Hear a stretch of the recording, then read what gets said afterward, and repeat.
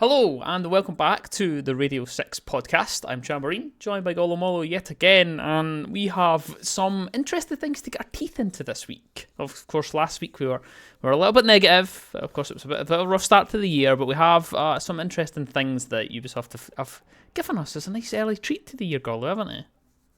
Yeah, some updates, some new little potential, I guess potential updates, right? Because Yeah. it's the lab, so it's the test server, so it's things that are being tested out. This is not the mid-season patch, Yes. which we're still expecting at some point. I think it would be right around the start of Feb, so that could be fun. But this is like a testing phase. Yeah, so I'm a fan of this. It's a bit earlier, obviously, than what we usually have before SI. So just to kind of be clear for people that kind of tune in and maybe don't know what has actually launched, it's like you said, it's the lab's test server. They've specifically labelled it its own thing. It's separate from the test server. So for our console viewers or listeners, they don't have a test server. They don't have access to it, unfortunately. For me to get access to it, like even to test controller stuff, I have to hop on the PC and test on that build because you can only get the test server on a PC. Just with the nature of the way updates work on Sony and Microsoft, so you don't get that. We've now launched, of course, the old style test server it runs for 3 weeks. I think it is now. I think it's quite long. I think before the season. Yeah, it's something like that. It definitely used to be like 2, and I think they might have upped it at some point. So it runs for. So they announced the changes. The test server normally drops the day after. It runs for 3 weeks, and then obviously the season launches. Is generally how it works. You don't really get a test server for the mid-season stuff. It usually just drops. That's that. Usually just have that in the middle of the season. And then this newer thing they've added, the labs test server, which is I think something they're just going to have running constantly, and they're just going to throw stuff onto it to test here and there. I think that's what it is. It's to test ideas for those of you that maybe don't know. A while ago they tested if you remember, Golo, the outside hatches being reinforced. They test that. Oh yeah. They did that. They did it on the regular test server, and I think that's maybe where the idea stemmed from. I think because they've had it was kind of a positive thing they did because they were like, oh, we'll throw it on the test server, see if people feel. They kind of found that people weren't for it, so we didn't get that, which was like reinforcing the hatches on Cafe and stuff on the top floor. So we didn't get that. They've done the same this time. So they've threw on a few changes, a few different ones. There's been a few curveballs they weren't expecting. There was the big one which we were expecting, which we'll get into in a second, which was the shield rework. But there's been a few ones that we were quite surprised at, wasn't there? Yeah, I think not everything was sort of what we were expecting, and I think people have been sort of asking for some changes, particularly to like some of the defenders, obviously the newer ones. Yeah. So what has come out has been pretty interesting to see, I think, in terms of the choices, and then, I mean, there's been gun balancing as well, right? Which is always it's like a kind of whatever thing. It sort of depends on how it's being done. But it's always weird gun balancing because I think it sort of rubs people the wrong way a little bit, where it's like, I don't know if that was like an issue that needed addressing right now. I wouldn't, but we'll get into them as they come across. Yeah, we will. We'll kind of go through them. So we'll kind of start with the big thing. The biggest thing in the kind of notes was that they're testing the shield rework. Of course, that was announced quite some time ago. I think that was announced as far back as SI, if I'm being completely honest. I think. Maybe it was one. I can't remember. Maybe one of the majors. I can't remember, but I'm sure it was SI that announced that. So I'm not unsure when it's going to come out officially, but of course it's on the labs test server just now. Maybe it'll be in the mid-season. Will be interesting to change it that close to Invitational. That will be something to discuss near the time. But of course, to get into the actual change, for those of you that don't actually know what's been changed. Now, with the rework to shields, it's applicable to what we've just found out. So, unfortunate for you, Golu, it's appropriate to only the attacker shields. Doesn't count for Clash. So, but that's a good thing for you. You happy with keeping your Clash? I think that's fine. I think if they'd made Clash work the way these ones work, it would have been just a bit weird. I think it would have been a bit messy. I think it makes sense. Yuri's functioned differently to the other shields. Keeper is their own unique thing. I think that's a good way to do it. I think, although I will say, not being able to like charge through people as Clash, like that would have been really funny. Yeah. So to get into the actual ins and outs of it, the things that's been changed now is you can free look. So while behind the shield, you can look around. You can look side to side, up and down, while remaining behind the shield, which is a nice addition. Which is probably the only thing out of this that I would have actually seen like, oh, that makes sense to be on Clash because Clash is always behind the shield. I would have if there is to be a change, that would probably be the one that I would be like, oh, okay, that makes sense. Yeah. You now reload behind the shield instead of having your pistol out to the world and having to reload, and it's a bit of a nightmare. So you reload behind the shield, it's a bit safer. There is no longer a hip fire though, so you can't just spray and pray. You have to ADS. But there's a couple of changes to obviously accommodate that, which is of course the reload behind the shield. The biggest two changes I'd say are the fact that everybody can sprint now. So like Blitz, absolutely terrifying. Now Monty can do it, Fuse can do it, they can run with their shield, it's crazy. And they can also charge through barricades. Which is very interesting. I wasn't expecting it, to be honest, but you can just bounce right through a singular barricade on its own. You don't have to melee it, you just run right through it. It's crazy. Yeah. You also, the meleeing has been changed as well, so it's no longer one hit to kill someone. You essentially perform like an Oryx dash. You basically push them to the floor and then you can kill them, which I think is a bit cleaner. But I'm obviously interested to kind of hear your thoughts on some of the changes with those. Yeah, I think all of them are quite nice. I think I think they do a great job of making shields feel fairer to play against in terms of like removing hipfire. So you're not going to just get like random headshot from a little bit away where, you know, there was that classic thing of like, oh, the Blitz or the Monty, like he drops shield, just takes a couple shots, re-shields again. That's no longer going to be a thing. So there's no longer this like, oh, I just randomly died sort of factor of it, which I think is a really nice sort of frustration point to be removed. And I think also the changes have been quite nice, or seem quite nice from the side of the shield players as well, where it's like, okay, we now can reload behind our shield, which is a nice thing where you can sort of keep up that little bit of pressure. You can keep sort of looking at people rather than what often happens at the moment is like, oh, I need to reload. I have to like walk back around a corner out the room and then I can like run back in again. But obviously in that time things change, you lose vision or whatever. So I think that's a nice little mixture where it's like, you now still have ways to keep up, sort of like keep going, or like take certain actions a bit safer, but at the same time, you're not going to get those random kills. The melee change is really nice because it was so dodgy how it would work before. It was the most inconsistent thing ever. Sometimes you go to melee someone and they'd melee you and you just die through your shield. Yeah. And so I do like the new dash. You knock them back. And obviously it doesn't kill. So if there's two people there, you can't just like you can't just like melee one of them and be ready to melee the next one. You have to sort of figure out a way to knock one over and then try and push in for that kill, or ADS, take the second gunfight or something. You have to work a little bit harder for it in 1vx situations, which I think is quite nice. I mean, obviously being in the situations as a shield, you're probably losing already, outside of some exceptional circumstances. So I think just a nice little way of, again, sort of tidying up the frustration on both ends, where you make quality of life a little bit better for the shields. You make playing against shields a little bit less random, which is nice middle ground. Yeah, I think it's quite nice. There's a couple other wee points as well that were changed. There's the ability to throw some projectiles from behind the shields. You don't have to fully expose yourself. I think that's quite nice as well.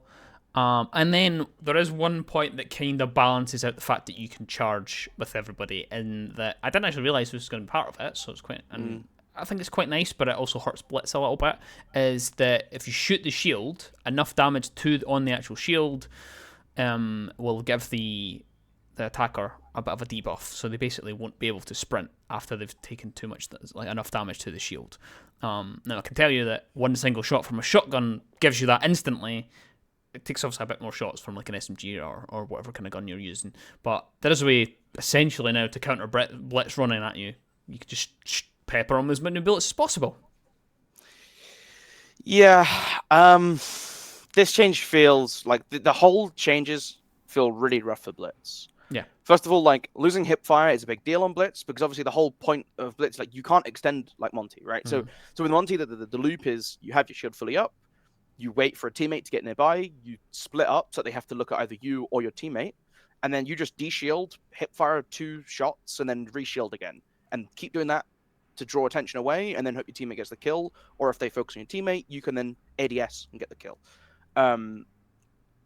Blitz was a little bit like, I guess, fairer in this loop of like, you sort of sprint at someone, you maybe take a couple shots, you keep sprinting at them.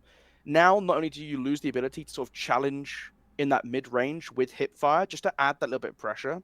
You also lose the ability to just gap close. Like if you just want to go, say like go for it, you can no longer really do that safely, because it just, again, shoot your shield. You can no longer sprint, and then you're just sort of stuck in no man's land. And it's like, well, I can't, like, I guess I just walk away, or do I keep like walking forward slowly when they just sort of back up?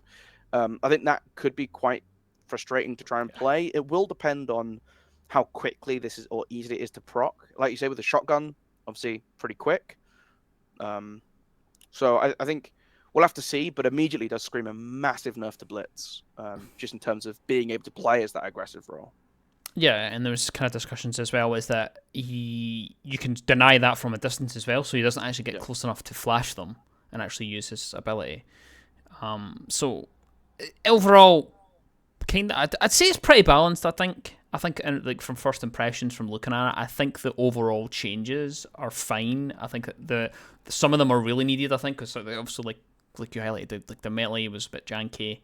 There's a couple, obviously, like the hip fire, a couple of interactions were just a bit kind of all over the place. So it's a bit nicer to tidy up that though. But I think ultimately taking it away is that Blitz takes a bit of a nerf just because of everyone else is essentially getting a bit of a buff. I think I want to call it that, but at the same time, I feel like it's actually pretty balanced. And this is what I want to see it in a kind of live setting. Of course, this is like the test, and again, this might change. We might be throwing this out now, and if you listen to this in a few months' time, it might be completely different. They might remove something. They might make Blitz exempt from it. But of course, most of the time, they want to try and keep things consistent. It's like the same reason that you can now, like a Maestro cam, crack. It doesn't really make much difference, but it's just to make consistency when it comes to the interaction between glass and the game. So generally, I don't see this change. I don't see it changing just for Blitz. I would only see it change for everybody if there was going to be that.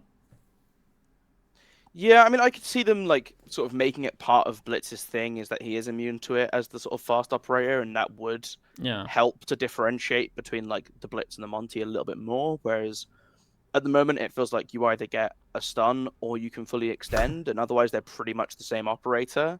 And if you're not able to like easily push into that close range, it's going to be awkward to try and justify that Blitz pick.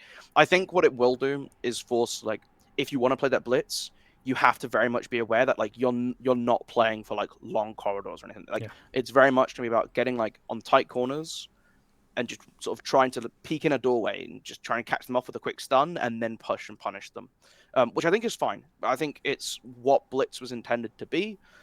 It wasn't I feel like it wasn't supposed to be this sort of like, oh, we just sprint at you and you die. I mean, obviously it doesn't work quite well like that because Blitz is still kind of a weak operator, I think. But we have seen a lot of Blitz rising in popularity recently, right? I mean, like, we saw more Blitz at Atlanta than I feel like we've seen it at a major in quite some time. We've seen teams picking it up in some of the events that's been going on at the moment. So, as well as just its pick rate and ranked, I feel like it's skyrocketed. I feel like I see it more often. Yeah. So, I don't know. Maybe this is a sort of a nice little balancing, because it is a very frustrating operator to play against. So I guess we'll have to see how it plays out in the long run. Maybe it'll be fine, right? Maybe Blitz just has to adapt, and it's still going to be valid when it's their sort of opportunity, when it's their niche. Yeah, I mean, there's also like we might actually see a change to his actual gadget, like for the first time ever. There is that possibility. They might realize, oh well, actually in this current style of like shield that they want to have, actually the flash distances maybe should be longer, maybe it should be slightly different, or maybe just rework them. Maybe that's in the pipeline later on. But you'll see how it kind of lands. Like we said, this is not even like a regular test server. This is even earlier than what it would normally be. I don't know if these are going to be launching with the mid-season. We don't know if these will be launching with the new season. The information is a bit cloudy now. To get a full patch notes thing, would actually specifically go into the test server as well to get that. There wasn't like a list of the actual changes that they'd made. But I think overall, I think I'm excited. I think it needed it. I think just a little bit of a refresh, something a bit different to something, just a bit of an update, because it's one of the few things that's stayed the same for such a long time. I think that the only thing that's maybe been overlooked is I think maybe the free look would be nice to be on Clash. I think that's it's in my mind. I think that of all the things, I think that's probably the one that's relevant to her. It's a bit strange to have that ability for everybody, but not for Clash. Where she's just kind of stuck in that same one-dimensional thing. But we'll see how it launches. Of course, we've got quite a few other things to get our kind of teeth into. Is there anything you want to add to the shield rework? No, I think it'd be fun to try out. I'm looking forward to get my hands on it. But I think it's just going to be a thing where we just have to start sort of adjusting to it and just playing slightly differently because of it. I think shields are still going to do exactly what they've always been supposed to do. I think Monty's still going to do Monty things. It's just going to be less randomly kills. And then Blitz is still going to be Blitz. If you get pushed by a Blitz and you get caught out by a Blitz, you're still going to die. Yeah. Because also now, like, I guess this is like a nice part of it, right? Is that the melee no longer sort of dropping a shield and instead just being this knockover effect.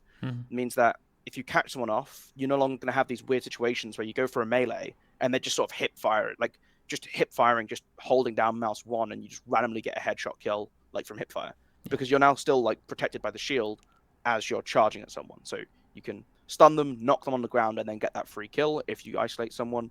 So in that sense, I think Blitz is going to have a nicer time securing some of these kills, but we'll have to see. I think it'll be fine. Yeah, I think we'll put a bit of bow on our discussion on the shields for now.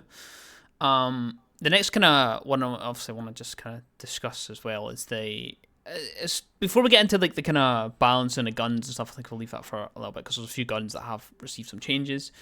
Obviously the biggest thing with this was the shield work. That's generally the shield rework is the biggest thing for them to test, but there's a few other kind of bits and pieces that are a bit smaller and a bit more kind of niche, I guess, if you want to call it that.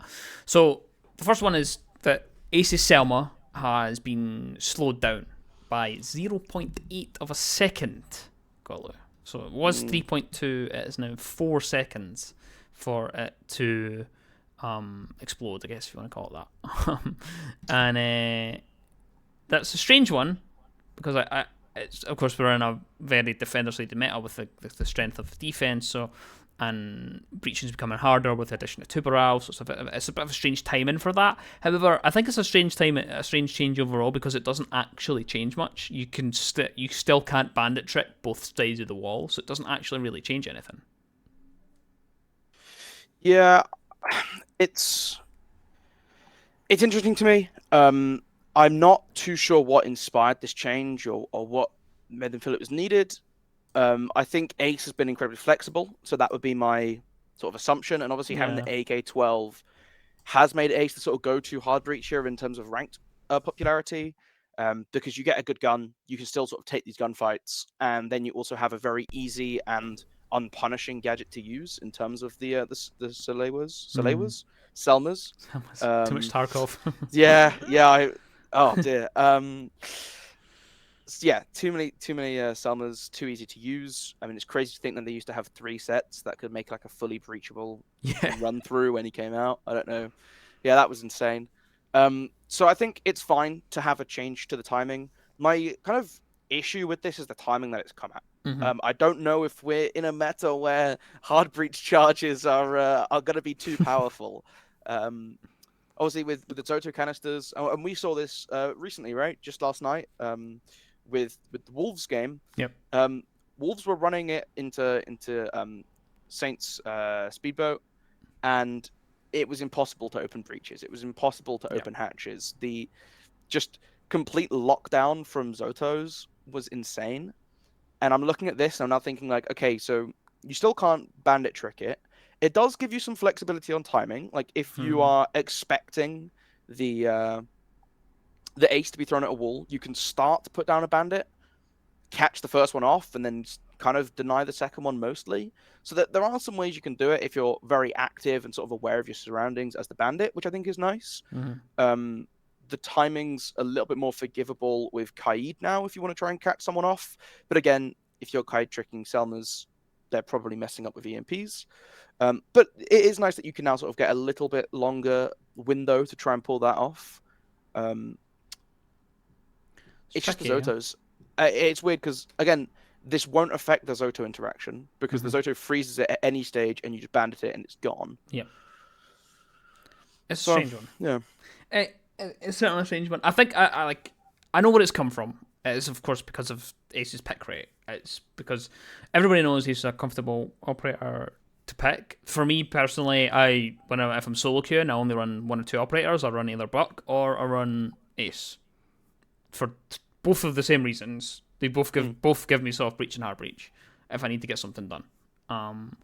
Obviously Aces with the breach charges, or you can bring claymores or whatever.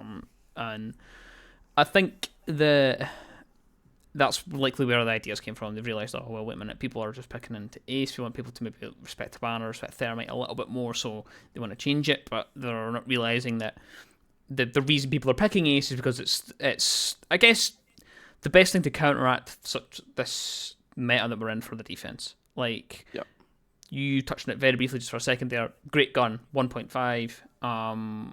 It's still available. I've not played that well. I'm sure. Yeah. It still is. I'm making sure it's not been removed recently.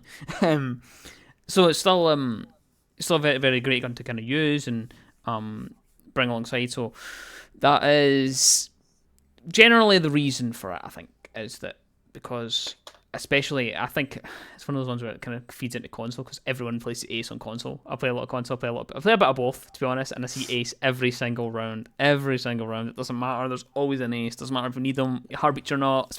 Like, you're playing Coastline, Heartbeat isn't the biggest thing that's needed there, but you still have someone on Ace.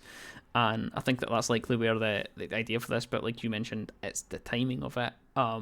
Very strong defense. It's probably not the best time for it, but it is what it is. I don't think it really is that influential, especially because there's some of the other stuff that's in these notes.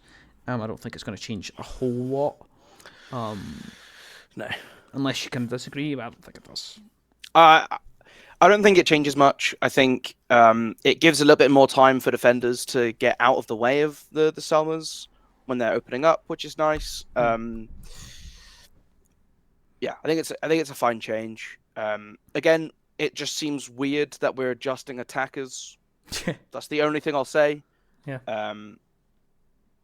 Because, yeah, I mean, it's just that the attack isn't the issue in the game at the moment. Yeah, exactly. Hampering, like, I'm fine with this change, but I would have liked to see a little bit more clear sort of reason for why they wanted to change it. If it is just because of pick rate, is that going to change the pick rate?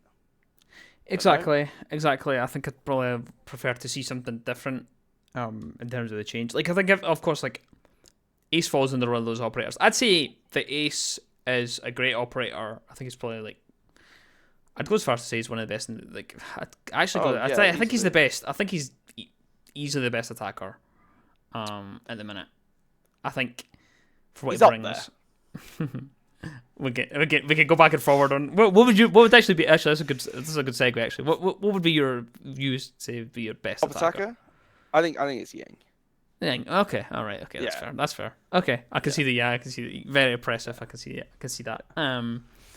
I can say, of course, you would pick the flash operator. That's with toxicity as possible. Of course. I'm thinking traditional siege here, but it is what it is. That's what I get you. Yeah, it's like just Ying as an operator is just insanely broken. The indirect buff from nades change is just, again, insane. Like, we play Ying. It's the rule. Ying's open, play Ying. Just pick Ying. Just abuse it. Just don't let people have fun. It's fine. It's like the old like card game analogy, right? Or it's like, oh, why do you play like combo? It's like, oh, because there's a set amount of fun to be had in a game, and I want to have all the fun. And it's the same with Ying. Yep. You want to have all the fun. I can't argue with that, to be honest. I can't argue with that with that logic. But yeah, I think the Ace change is fine. I can take or leave it. It's no biggie. Again, just the timing is a bit of a strange timing. I probably, if they were going to make a change for that reason, I think a bit more of an impactful change would have been making it a bit harder to actually use his utility, because he just throws it. Like, Habana's is like, there's like a 18-step process to actually use a pellet. Like, I'm a Habana main, use Habana all the time, but like, you're changing pellets amounts, you're trying to get timings with impact. It's crazy when you're playing Habana. Whereas in Thermite, you have a bit of more of an animation where Ace just lackadaisically standing at the back of it, just throws Yeah. one thing at the wall and then moves on. That's and done. Like the amount of times that I'll do that, I'll just like, yeah, guys, let's just throw it on the east wall and I'll catch you around the west in just a few seconds. So it would probably, if they were gonna do the change for the reason that we think it is, I probably would have liked to have seen a change to the actual animation. But at the same time, I don't think he needs change at the minute, just because of where we sit in the meta. I think that we should be focusing on the defense, which is where essentially social media really focused on. They were like, well, where's the changes to Tubera? Where's the changes to Fenrir, to S.E.L.M.A, to Solus, the kind of the main kind of culprits of this kind of power creep that we've got just now, that we're still got. There is, though, been a couple of changes to defense, and not to any of those operators, though.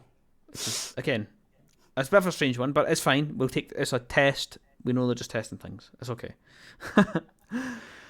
The SMG-11, though, reduced from 35 to 32 damage. Yeah. So this caused so much of a stir on Twitter that the SMG-11 was trending. That's how much of a stir it caused. I was in on it. I'm a smoke main on defense, so I was straight onto the bandwagon. Listen, I've settled down a bit. I've calmed down a bit. I've now looked at the maths, and I actually kind of agree with it. Well, it kind of makes sense. So I'll give you the maths first, and I'll let you. Okay. I'll let you see how you feel. So first of all, the SMG-11 had an insane damage, which, to be fair, I didn't realize it was so high, but it was 35 per bullet, which is crazy for an SMG, especially when it's got the highest fire, one of the highest fire rates in the game. 1280, right? Yeah, we know it's got a really high fire rate. We know it's a headshot machine. It will still be a headshot machine after this, right? So for most people, it won't affect them. Top level won't affect it really. They've changed it to 32. So for the maths, that is 3 bullets at 32 is now 96 points of damage. So that's less than 100, not enough to kill a player. 3 by 35 is 105, so that was enough to kill a player, specifically a 3-speed. So that meant that in 3 bullets, you could, to the chest, you would kill a 3-speed. Now, with the new one, it now requires that extra bullet. So it's always been 4 bullets to the chest for a kill onto 2 armors and 3 armors. So it's always been 128, because the maximum you can have is 125 HP, just at a base level, not considering Rook armors and that kind of stuff. So it now means that instead of being 3 shots for a 3-speed and then 4 shots for the other 2 speeds, it's now 4 shots for everybody. So it's consistent. It kind of makes sense. Yeah, I think that's fine. It just adds sort of consistency between all the operators, right? I'm okay with it. I mean, it's one of those changes that I think obviously is going to have a poor reaction, because especially at the moment, I'm not really sure. Like, I feel like the SMG-11 is just getting caught in like an unfortunate crossfire here. Like, I mean, is smoke still oppressive without the shield? Not really. Do we see a lot more mute? I will say, but I still not like, oh no, mute's really strong. That SMG-11 damage, like, this is why people are upset about it. Basically, is it always feels like whenever there is just whenever a change is made for a change, it always hits the SAS operators every time. It's like, oh, attacks looking pretty comfy, right? Maybe we should take the SMG-11 away from Sledge. Okay. Oh, smoke gets played a decent bit. Let's take his shield away. Okay. But this is the same thing again. And obviously, like, the SAS operators are, I mean, Sledge, obviously everyone loves Sledge on attack, and then both the smoke and the mute are like your bread and butter anchors, right? They're like your baseline anchors for the game. And so whenever they get changed, you're going to have all the anchor players, all the site players are going to be up in arms. It's just the way it goes. And I get it, because again, it's not necessarily the change that I would have thought of making myself. Yeah. But again, I think it's fine. I think it's the sort of thing that you might not really notice. The main thing is going to be at longer distances, when that drop-off starts to hit a little bit sooner, right? Well, not the range is still the same for the drop-off, but obviously the damage is going to be lower quicker, because its base damage is lower now. Yeah. So some of these longer engagements are going to feel a little bit clunky. It's going to rely on hitting those headshots.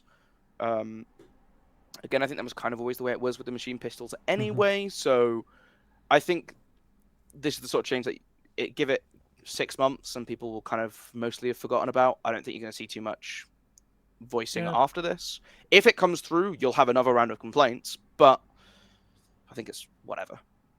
This is one of the non-egregious ones, I think. Yeah, I think actually it's more the timing really. This probably would have been a change that should have probably been just dropped into a season patch when there's loads of content. I think throwing it on the test server. I think throwing on the test server is kind of pointless, especially. I think unless you're drastically changing something, I think like a test like this, for instance, like the shield rework, that's to see what people's responses are. I just don't think this will be as big and impactful and testable over 2 weeks. That it's worth throwing it in here. I think it would have been fine if they just slipped it in at the start of a season, and most people would have just carried on and been like, "Oh, it's just whatever." I think this is the case for all the weapons. I just think all of these weapon changes, and there's a couple more, are just like, I don't know what we are testing for. I think if you want to test for weapons, it has to be class based. It can't be just a couple random weapons. If it's like the LMG change, for example, right? And they're like, we're thinking of nerfing LMGs because LMGs are too strong at the moment. We have this idea for the recoil to be changed based on bullets shot.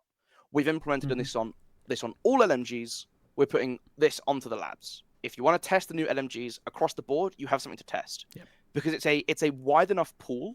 Whereas here it's like, oh, the SMG11 guys, can you test out this new, like, realistically, this is not a change that needs to be tested. This is we change the numbers, we tell you we're changing the numbers, and you're going to deal with it.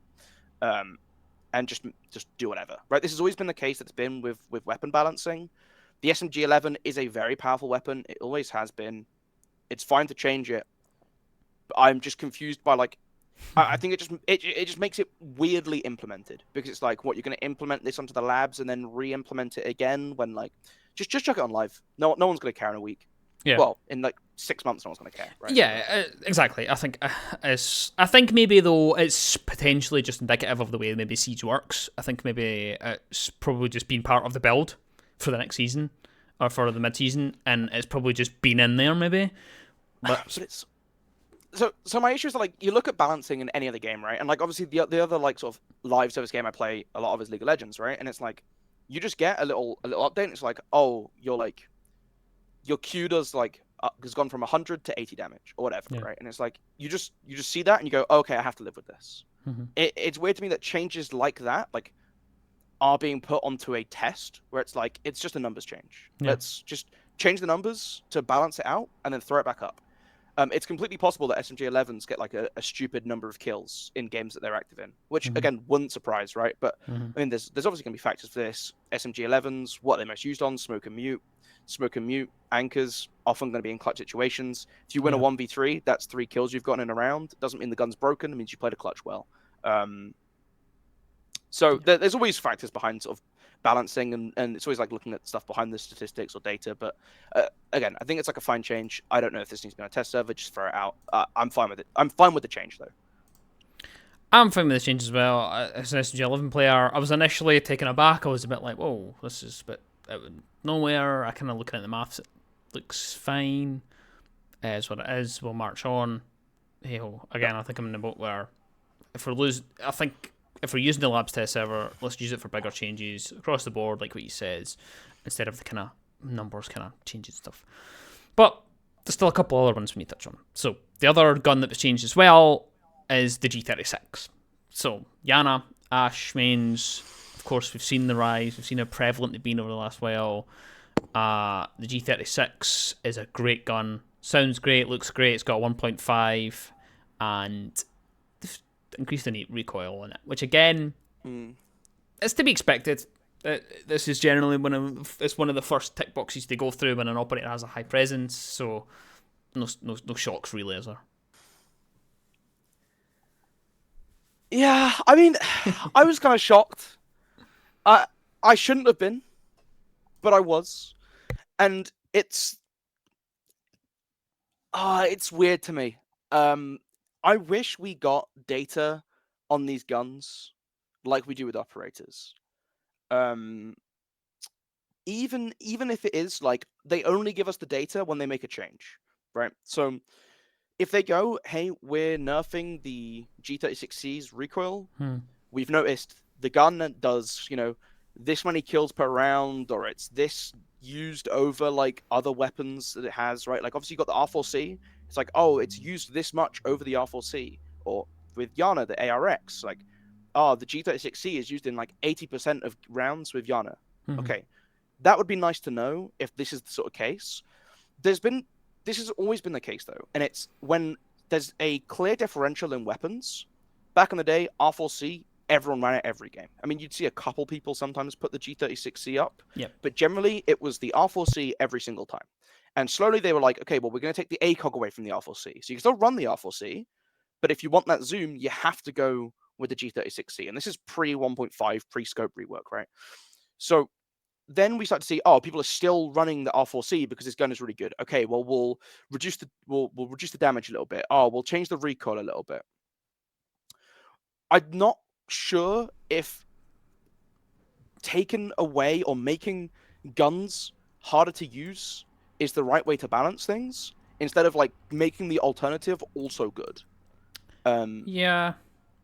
It's just the ARX, for example, is a very good gun on Yana, and people do run it, but obviously the G36E is very easy to use. I'm a little bit torn because it's like I get why the recoil's being upped on that gun. It's a very good, very consistent gun. For Yana, you have the ARX, so it now creates this sort of weird, like this balance where it's like you have a very easy, efficient gun in the ARX with basically 0 recoil, now that it's got vert grip, but it has a 20-round mag. Or you can have the 30-round mag, but a bit more recoil. Sure, that makes sense. For Ash, it leaves in a bit of a weird spot where it's like, do you want the 1.5 with sort of potentially awkward recoil, or do you want the R4C, which also has kind of awkward recoil, but no 1.5? Yeah, exactly. It's... And it is obviously the difficulty of having weapons shared between operators where they don't have the same alternatives to each other. But I don't know. I don't know if this was necessary. I don't remember dying to an R4C and going, damn, the R4C, what a broken gun. Yeah, I think just overall, I think there has to be discussions brought up about the way that the guns are balanced. I think that there needs to be a bit more of a blanket kind of way that it's done, and that you have like a direct comparison or like a reason to pick one gun or the other. Like if you go back to when R4C was at its prime, like there was no reason not to. Like it was just an absolute laser, decent round mag, and then they kind of nerfed it into Oblivion and loads of horizontal recoil. It's all over the place. Then people moved to the G36, and then now the same thing's happened to G36. So we just end up with now 2 bad guns. The recoil nerf, by the way, just to put it in perspective, isn't crazy. It's not a really big bad one. It's not quite as bad as when they changed R4C or as when they changed Sophia's AR. It's not quite as bad, but it's still the same thing. Both guns have now been diminished on Ash. My main issue is that obviously we had a big sort of recoil overhaul a couple seasons ago, right? Like, well, I say a couple seasons, like a year and a bit ago now. And the sort of idea behind this was to create more, not perfectly sort of the same every time, but very close to similar patterns that you could figure out how a gun acts. And for the most part, that's true. The thing that really sort of irks me with this change a little bit is that they have added more sort of horizontal recoil, but not in the sense that it goes out in one direction. Not that it goes out in one direction more. It just bounces between the two, which is just annoying. Yeah.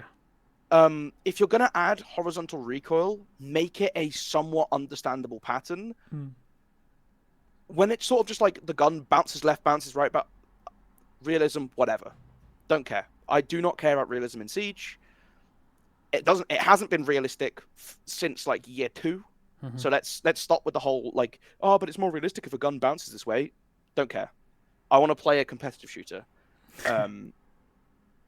So it's just a bit irritating when it feels like you just sort of don't have control over that. It's sort of like the old joke with when the SMG-12 was busted is that its recoil was all over the place. Yeah. But it just sort of always got a headshot. And I feel like the G36E might...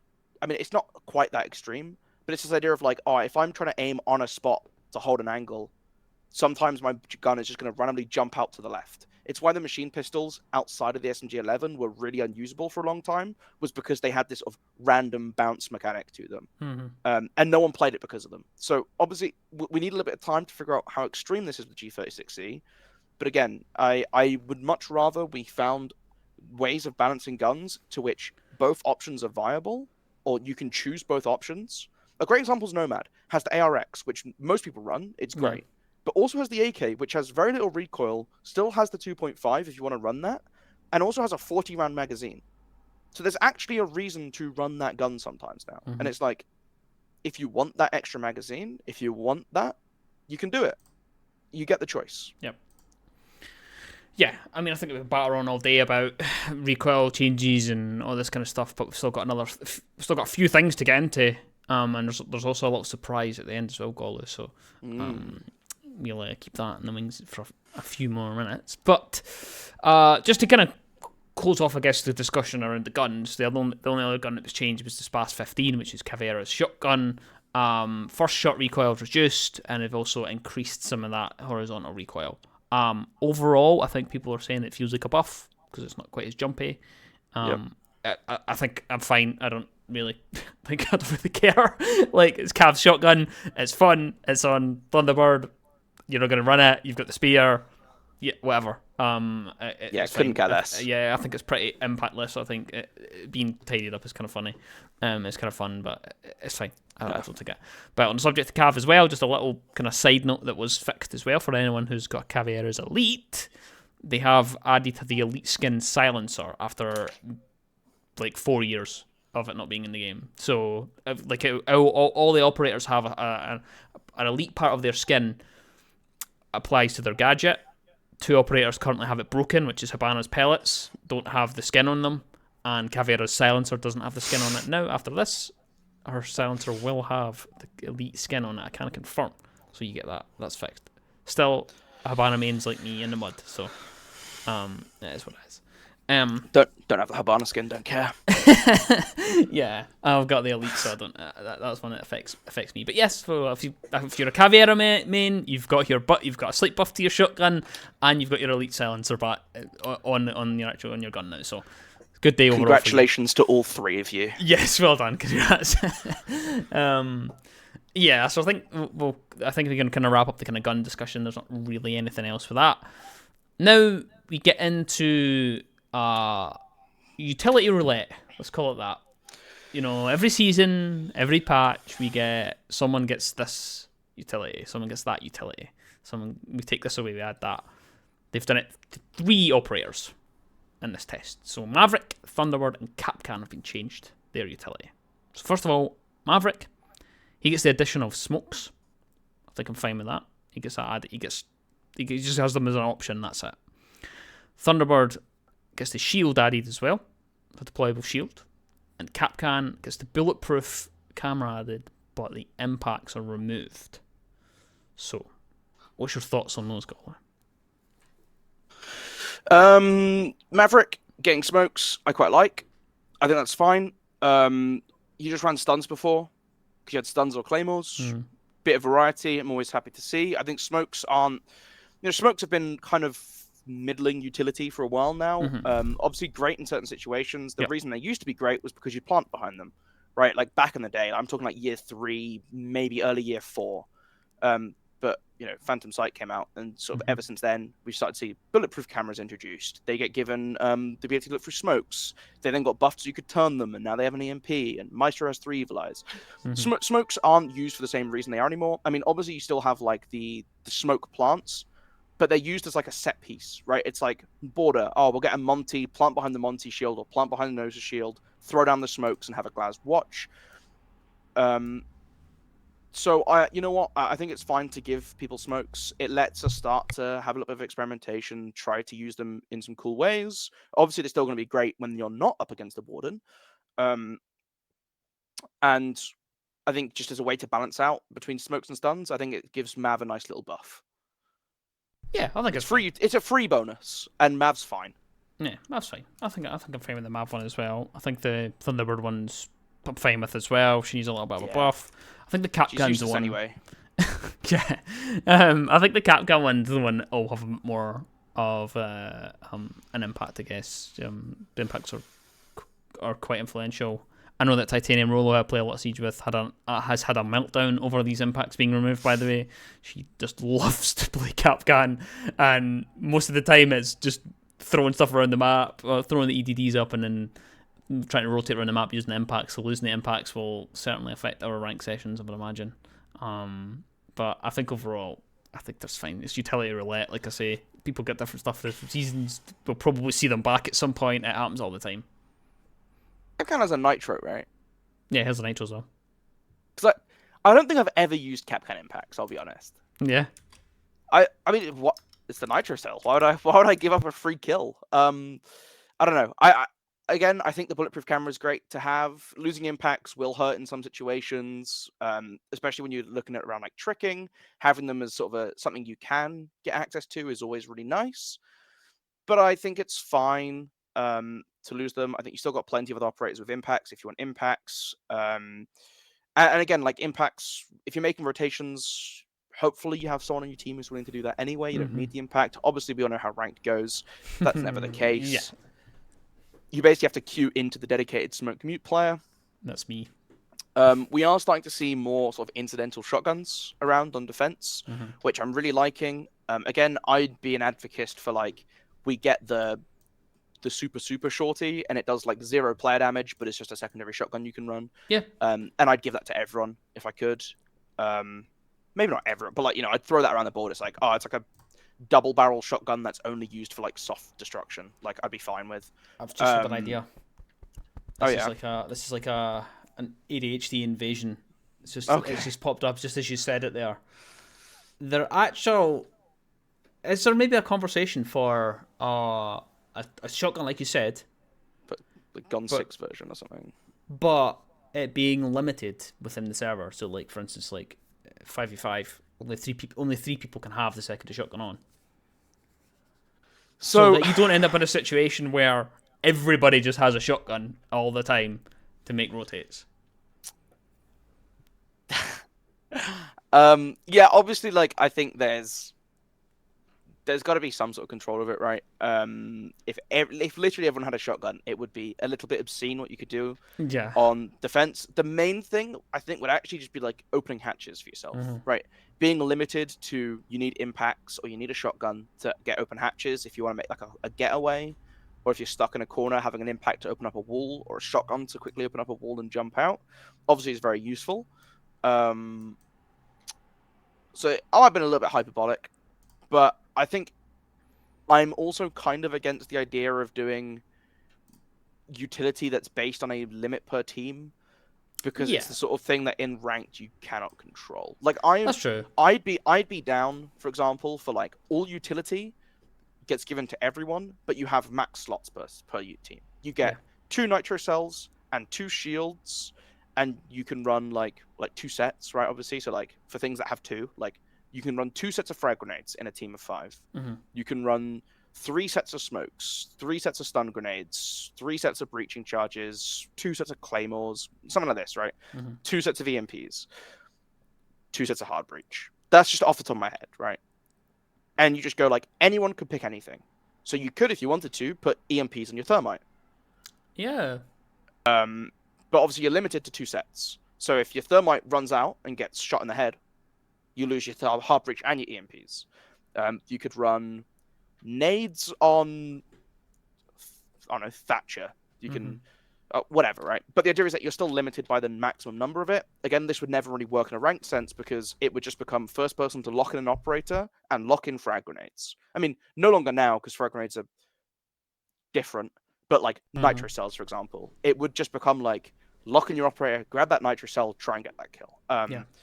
So I think this sort of thing would be very cool to see on like the highest tier of competitive in terms of opening up creativity.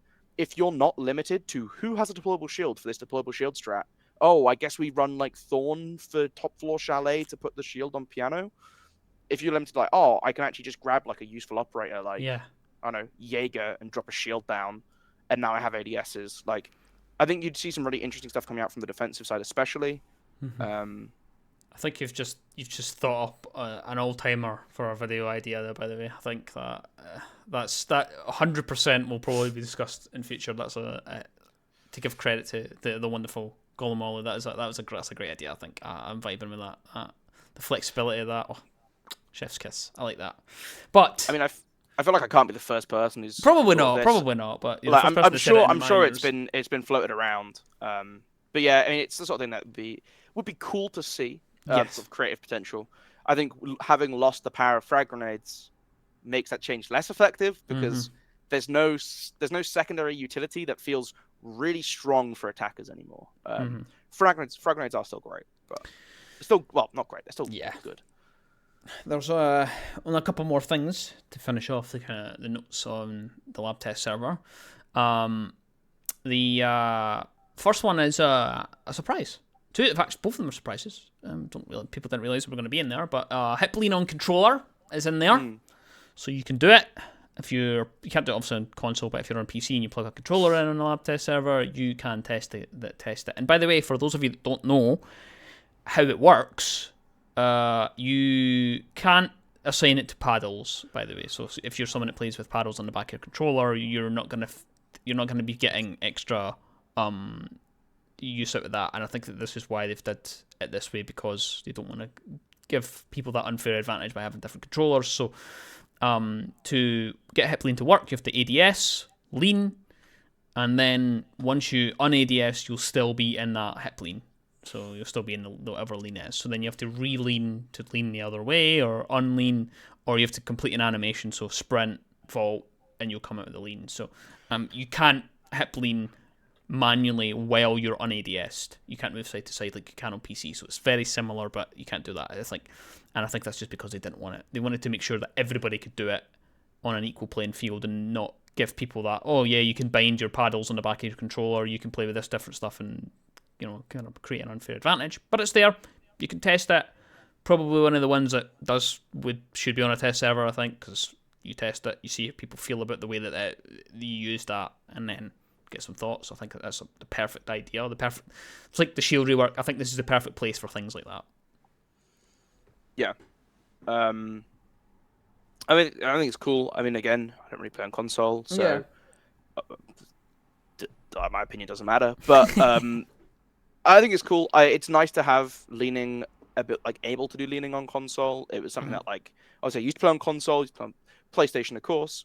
I have class. And then moved to PC. Would have been nice to have at the time. I think it's nice that it's now being sort of done.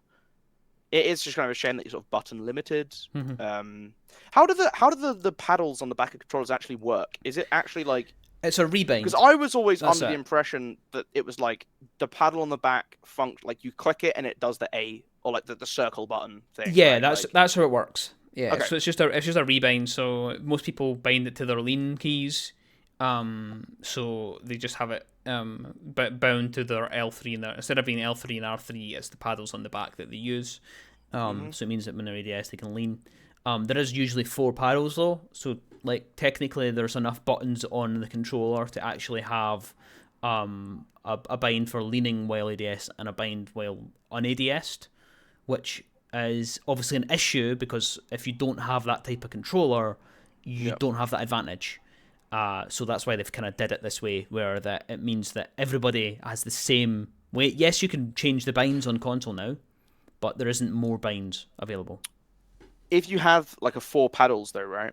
Do you not lose, like, all 4 of those paddles are tied to another key, right? So like, if you could have 4 paddles and have an unbound lean, but then you would lose like your crouch button or something, right? Is that not how it works? Well, it's so you tie it to like a D-pad or something, and it doesn't matter. That's how they do. That's how they usually do it. They'll bind it to like a D-pad or something like that, and whatever. But that's how they would do it. But yeah, this is probably the best application for it. The other way probably would have been to have it been on a toggle or a double click or something like that. But that's just a bit messy. I think this way will be fine. I think I'm pretty happy with it. But we'll see when we get our hands on it. And the last thing, which is not mentioned in the patch notes anywhere, and it's a very bizarre change. However, it makes sense because it's not something you think about, but it's something that we all do, and it's been changed. So but obviously, of course, remember this is the test. It's not been physically changed. It may not be the same in the future. The barricades, you no longer vault through them. You barge through them. So instead of 1, 2 melees and then vault through it, you don't do that anymore. It's 1, 2, and then you kind of shoulder barge your way through it. So it's an inadvertent kind of buff to Capcan, because with the vault mechanic, you would vault over any Capcans that are on the bottom. So now, if you barge through it, you'll be hit by the Capcans. I don't know why it's been changed. Maybe it's just because of the way it looks, because you look very strange when you're vault. You're in a bit of a vault. You're in a vault animation, but you're. I still think this animation looks very goofy. I can't lie. The new barge animation. Yeah. Because it's like, okay, like the animation still looks goofy because you walk up to a barricade and you charge for cross your arms, shoulder charge into it, but then you still sort of the barricade gets knocked down, but you don't really go through it. Mm-hmm. You just sort of stand running on the spot for a second while you recover. Yeah, it's weird. Which is a bit odd. I don't know really why the change was made. I am gonna just take the argument of old and grumpy and I liked my vaults through barricades how they were. Thank you very much. It feels like a needless change. Maybe there's some reason down the line they have to change it. Is there some gadget that comes through that cares about barricades or something like this, and it's prepping for that? Maybe it's that. I don't know. Yeah. Because I saw it and was is this an alternative? But no, it's a replacement. Yeah. So I guess we'll see. Yeah. Also, it does mean that you can't shoot as quickly after your run out because you could vault through barricades ADS'd.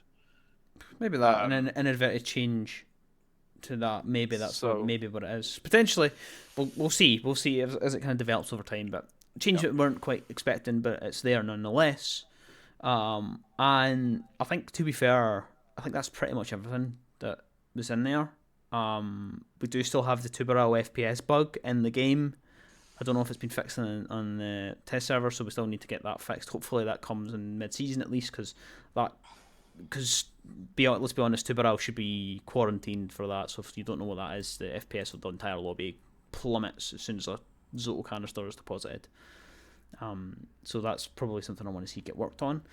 But Golu, we're going to wrap that up. You want to know why we're going to wrap it up? Because we said before this, we usually have a discussion. We like to talk about stuff relevant to the game. We like to talk about stuff relevant to esports. And coming into today, we were kind of light on the esports topic. We were like, what will we talk about? So today we were going to just talk about the in-depth changes to the game, and we weren't going to really touch on esports. However, Golu, I don't know if you have seen what has occurred while we are physically live. Yeah, they have indeed dropped the 6 Invitational 2024 groups.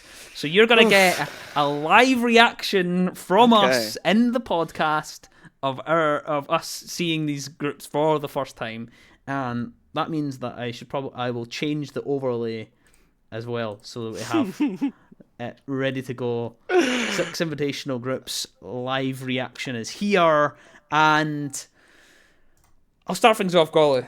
There's 4 groups. 4 groups. Yes. And you can see I'm getting flashbanged by this graphic. It's something. Some of these groups are looking spicy. Some of these groups are looking pretty good. I actually quite like them. My first look, while we were discussing in the background, I was kind of taking a glance at them and just absorbing them. But we'll start with Group A.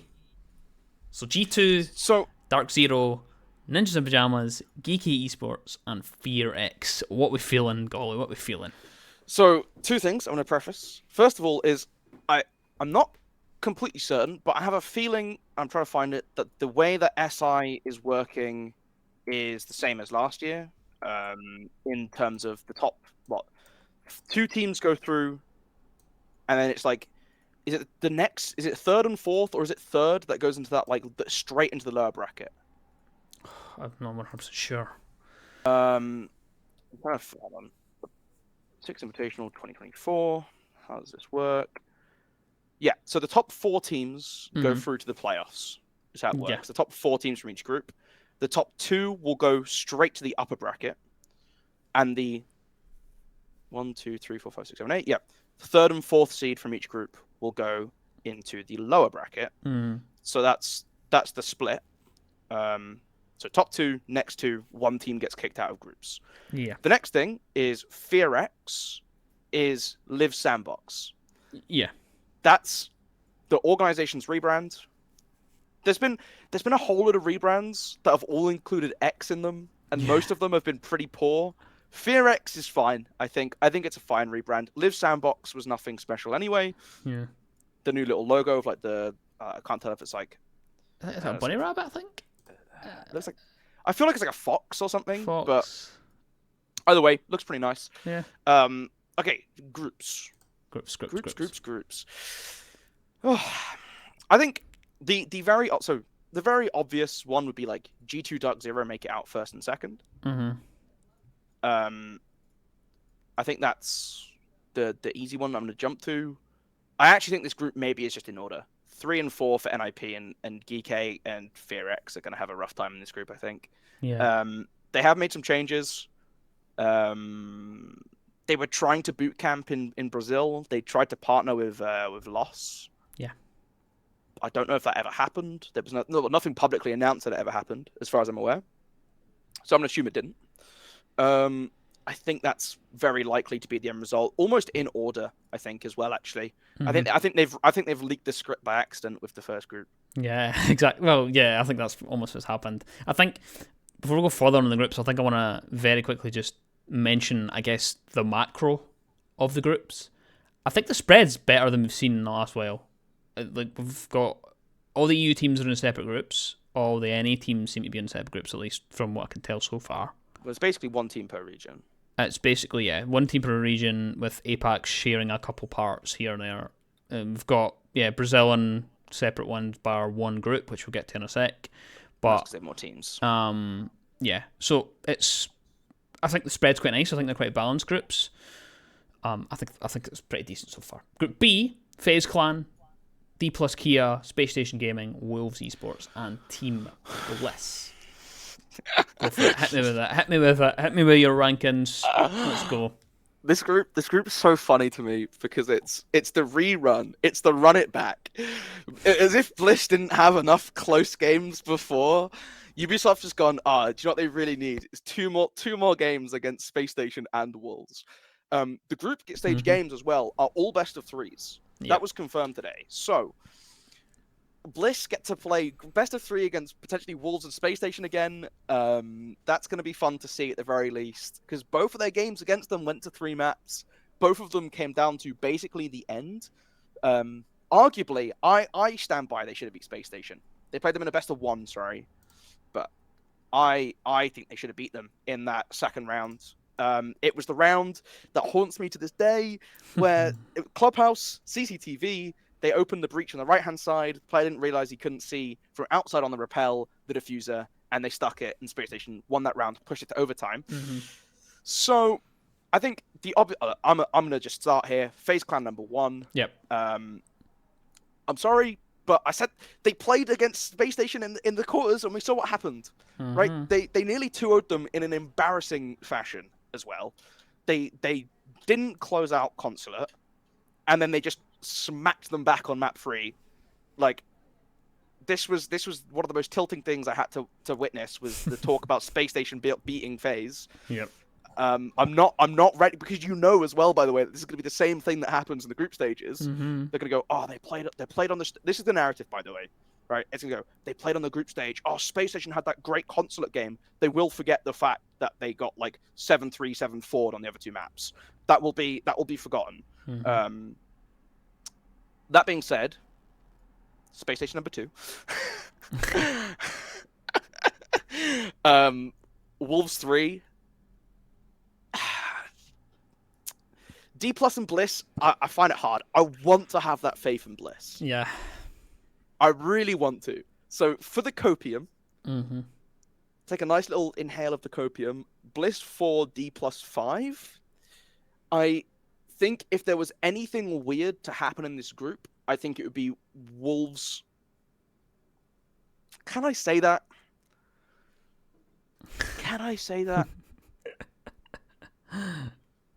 Nah, we won't. Well, apologies to the French fans. Yeah, Wolves are fine. Wolves are fine, guys. There's no way Wolves throw. Yeah, I think it's that. I think Bliss have had a really good showing at Atlanta, and I want to will them on to the next stage. Mm-hmm. I think first of all, I agree with your Group A. I think Group A is pretty much as it is on the graphic on if you're looking on Twitter, or sorry, X if you want to call it that. I think I agree with that. This group here, though, I actually kind of disagree with you in a rare disagree part. I think FaZe take it on top on the top of that group. I think that's easy. There's no conversation there whatsoever. Everyone can waffle all they want all day, but that's just the truth. Then I think it is between Space Station and Wolves for that second point. I think I'm edging towards Wolves because I think Space Station will crumble in Brazil. Just because, well, one, I am an EU shill and I will maintain to the ends of the earth this any EU rivalry. It's big in every other game, and we seem to have forgot about it because of Brazil. Because Brazil has been so dominant, we forgot about the rivalry between the EU and NA for a bit, and I'm going to keep it up. So I'm going to take Wolves for the second spot, then Space Station, then probably Bliss or D+, but we'll see how they come up in the last two. But I think that's probably where I am for that. But Golu, in my opinion, this is the next group, the best group that we've got. The next one, I think, looking at it very quickly, I think this is I think that if we're going to coin the phrase at every single event and every sport that's ever been made, the group of death, I think it's Group C. Yeah. And to rush over who's in it, you've got W7M, you've got Virtus Pro, we've got Team Liquid, M88, and Bleed Esports. Now, on paper, that group should be producing some of the best games of Siege that we'll watch. It's going to be it's going to be fun. It's going to be exciting, I think. I want to say yes so badly. yeah. It's so badly. One. It's like, can I? It's not even the M80 one. So here's the thing. I don't know if this is the group of death. I'm gonna be completely honest. What are you going for? Okay, here's my problem. On paper, great, but you're looking at W7M, back-to-back major champions, going into this event on fire. Okay, you have to put them number one. I think there's a chance that they pull another Geeky and they throw a game to Bleed or something, but it's best of threes off the rip. I think they're fine. They're not losing best of W7M are fine.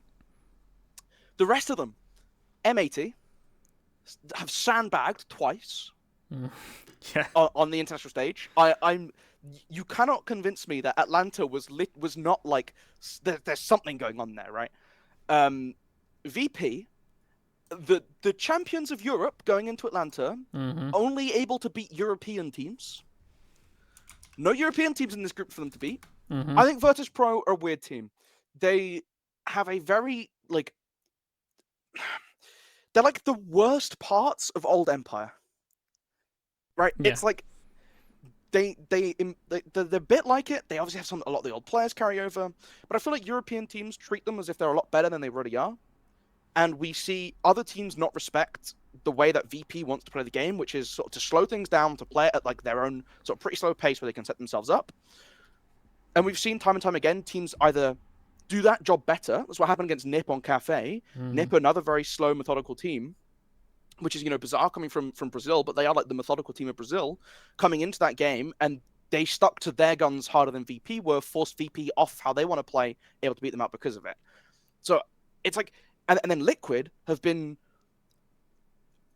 probably one of the most inconsistent teams all year. Yeah. They went from a final in Jönköping to having a pretty poor, not a great showing at the SI following. And then they come into Copenhagen looking all right. They beat G2 and then drop off. They don't make it to Atlanta. So it's good event, kind of okay event, good event, starts really good, drop off again, and then not make it. So for that reason, I think don't get me wrong. I think this will be the most entertaining group, just in terms of which teams are gonna make it out. I don't know if I can call a two. I think I'm gonna give it to VP. because I think at the very least the VP floor is very consistent. Mm-hmm. Liquid 3, I think Bleed 4, M85. Ooh. M80 drop it again. M80 drop it again. Wait, have they announced who they picked up instead of Kino, actually? I don't think so. I don't think it's been announced. So, this is initial reactions. Yeah, this is initial. I'm gonna call the Spice. I'm gonna call the Spice. Bleed, make it out. Bleed, make it out. Bleed, make it out, you think? You know... Oh, that's difficult. It's difficult. I think the other two are quite easy to predict, and if anything else happens in those groups, they would be an upset, right?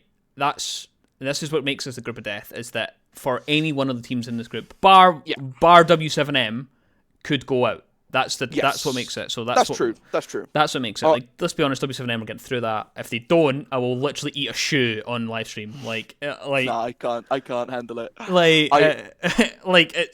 I'm sorry. Like, everything statistically, it's just not good. Stats, paper, C's that we've watched, W7M, just they get through that. Anyone else though could drop out. You've chosen M80 as your sacrificial lamb for that one, and I'm actually inclined to agree. I think here's the thing. I think they might drop again. I think I was always on board with the APAC Razor Cake, right? Like, every time APAC would come to an event, there'd be a team I'd be excited for. And you know what? Last event, it was. I said it wasn't going to be. I said it wasn't going to be after Copenhagen, but it was Sandbox. And I was like, okay, Sandbox, I believe in you this time. I believe in you this time. Every time they let you down. And I refuse to fall into the pitfall with M80. Going into Atlanta, it was Rick and Morty did his like giveaway thing, right? Where it's like, you have to get your predictions right. And I put M80 down as like a team to do really, really well. And it's like, you know what? That's twice now. I was like, the first time around, Copenhagen, whatever. Second time, Atlanta, this is their chance. They didn't do it. I'm now very much on this mindset of like, I think M80 have to prove me wrong before I can believe in them. So don't get me wrong, I would like to see M80 do well, because I think they're a very fun team to watch. When you watch them play domestically, they are very, very fun. Their game against Sonics, the last round of NAL, so good. But until they do it on the international stage, I'm not believing in them. So that's why I have them down as, realistically, I think Bleed are the team that goes out. But I want to, again, the Bliss Copium, the Bleed Copium, Bleed make it number 4. Yeah, I think I have a slight rearrange on the second. I think W7M take it. I think that's fine. I'm actually inclined to believe that this could be one of Liquid's like peak of the waves, if you want to call it that. They're up and down, if you want to call it that. I think Liquid get through in second place. I think Virtus Pro have not really convinced me in some of them. I think that maybe I've not seen enough Liquid. Maybe M8 will make us cry and just go sit through in second place. But I think that then Bleed and then M80, I think is what I think will happen. Again, it depends on we're gonna have an episode soon with all of the rosters and transfers and who's all moving where, and then we'll really see and really have a bit more informed. This is just first initial impressions, looking at the groups live. I literally dropped on Twitter 5 minutes ago, just before we started talking about this. So we've not even seen them. I've not even thought about them. I don't have anything open. I don't have any stats or anything. I wasn't ready to talk about it. So this is actually kind of nice. Just throwing out kind of random ones, but I think that's what my Group C lineup would be. I think I want Liquid to come second. I so badly want Liquid to have a great event. I have been waiting for the Nesk redemption arc for so long. I need to see Nesk will lift a trophy.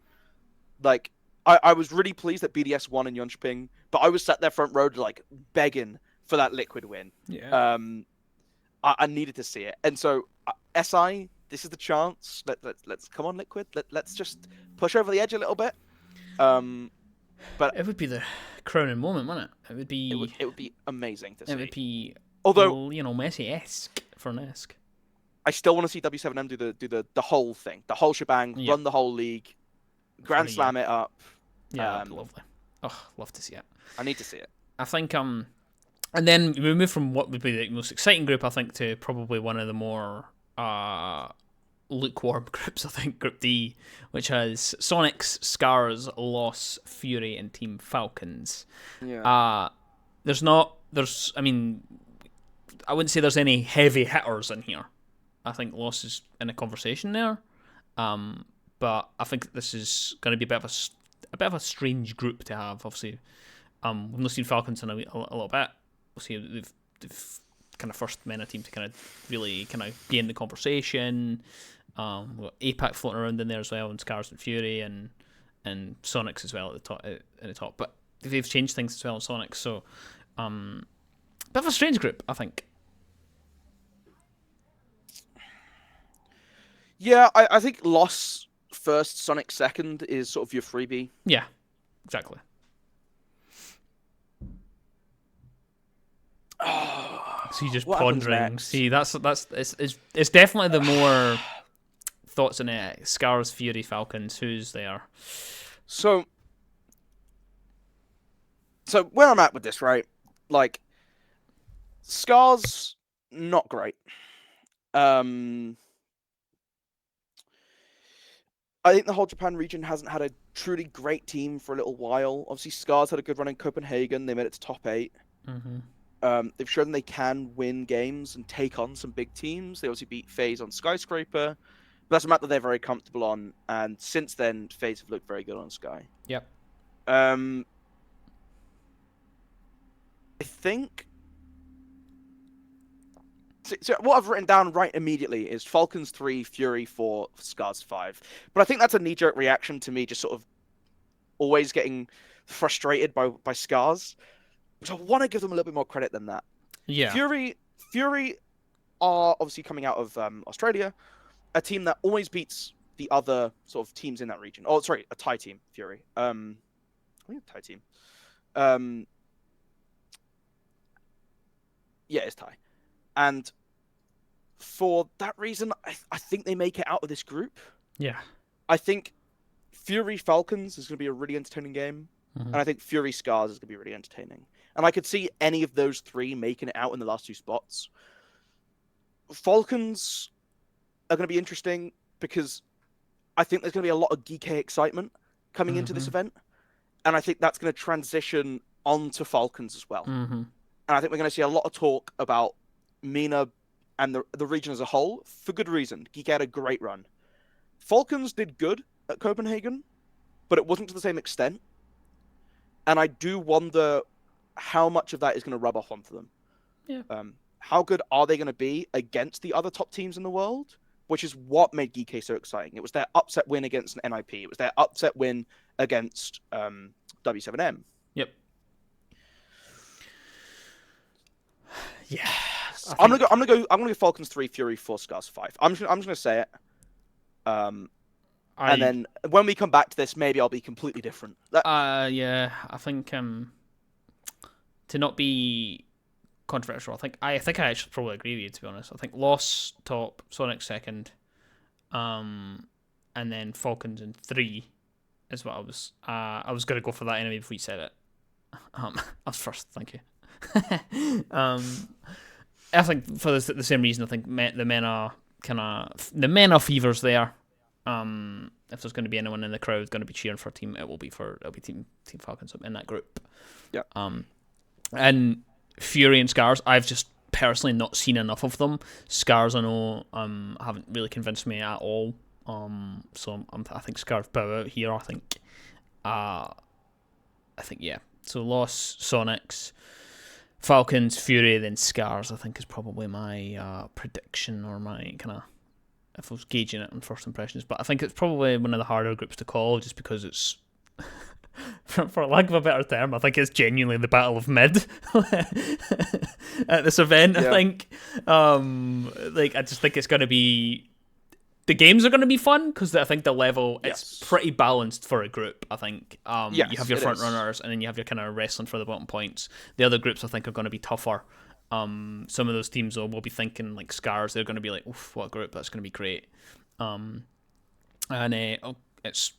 I think, though, overall, how are you feeling about the groups?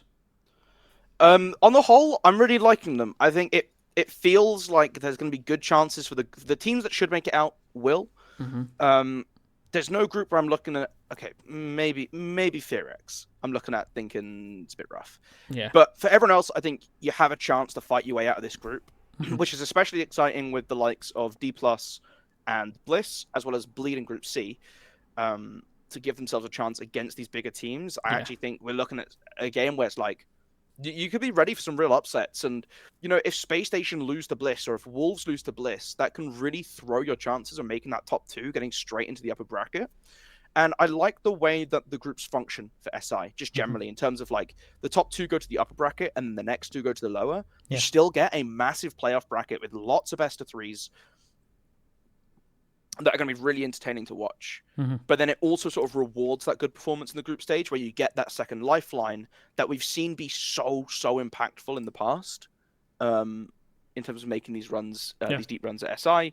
Obviously, like, we've had a lot of winners from the top side of the bracket, but having that second lifeline has really shaped up to make some interesting finals, even if we got robbed of a couple game 5s. But yeah, I'm really liking them. I think it's the spread of regions is a little bit sad. Seeing 3 EU teams out of 20 teams at the event feels a little rough. It does. No BDS, obviously, feels a little bit rough. Imagine, can we just, like, this is what I'm going to say. Fearex is the team that made it instead of BDS. Group A with BDS is infinitely the best group. Oh, yeah, absolutely. G2, Dark Zero, NiP, GK, BDS, that's a fire group right there. It's unfortunate stuff. I'm well happy with those groups. I think they're going to produce some exciting games. I think they're balanced quite well. I think there's some matchups I'm really looking forward to, especially seeing Space Station and FaZe getting back in there in the same group. I like that. That's a nice little starter up. That's going to be great. It's going to be great to kind of start this event off. Of course, it's S.E.L.M.A Invitational in Brazil, Sao Paulo. Kicks off 13th of February. I wasn't expecting to be talking about it today. I was expecting maybe just at the end, maybe talk about it. It's coming up. We're going to be discussing it. I mean, most of the podcast episodes going forward for the next month and a half are going to be predominantly Six Invitational. Let's be honest. There's going to be roster transfers. There's going to be kind of closing the door, I guess, on the off-season tournaments before we move into the finishing off year 8. And moving into that next stage of Siege, and I'm excited. Hopefully we watch Party at Atlanta. Hopefully we'll get to watch Party Six Invitational as well, if we are allowed. Ubisoft, please, that would be lovely. Thank you. We will be hosting it. It'll be more likely on my channel. We'll be up late. We'll be shredding our sleeping schedules. It's going to be messy. It's going to be fun. And there's going to be so much Siege in the next month. I'm so excited. But I hope we've left you for a lot to think about. The changes of course, the lab test server are there to try.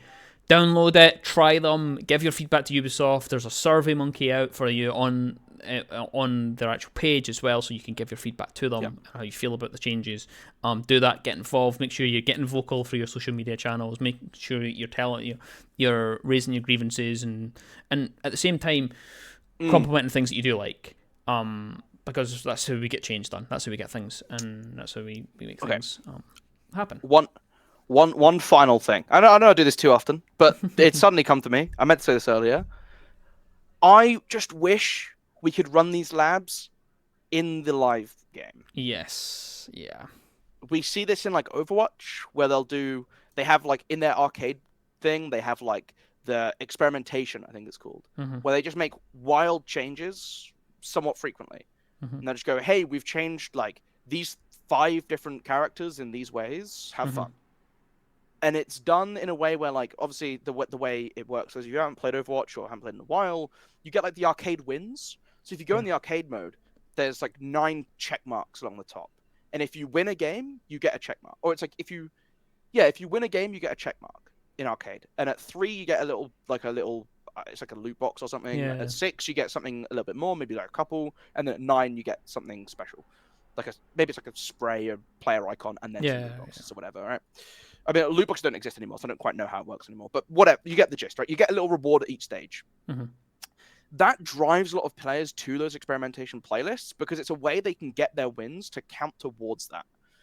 So if we could see something like that in Siege, where it's like, hey, if you get 3 wins on the labs, you get an alpha pack. Yeah. If you get 6 wins, you get 3 alpha packs. If you get 9 wins in the labs, you get a Bravo pack.